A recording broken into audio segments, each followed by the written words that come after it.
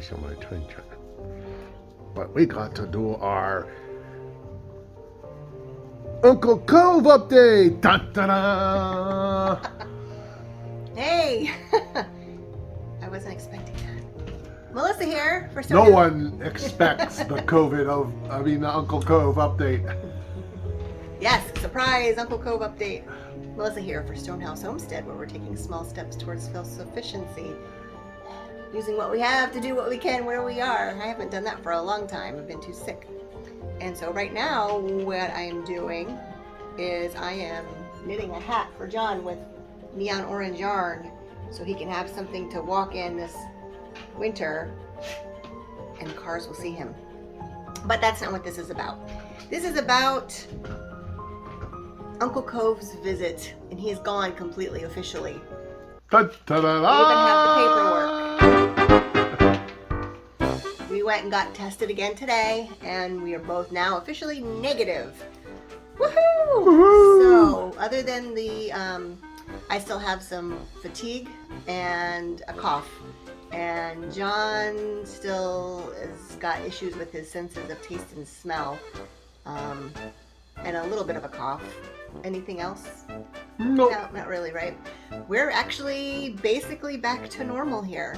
And I will tell you the reason why we are back to normal here is because we were referred for monoclonal antibody therapy, which they did not far from us at a local hospital. I will tell you, for me, that was a miracle.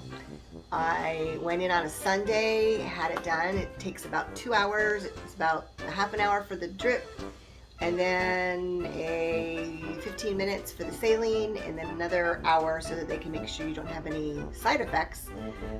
But that was on a Sunday night. I did spike a temperature of 101.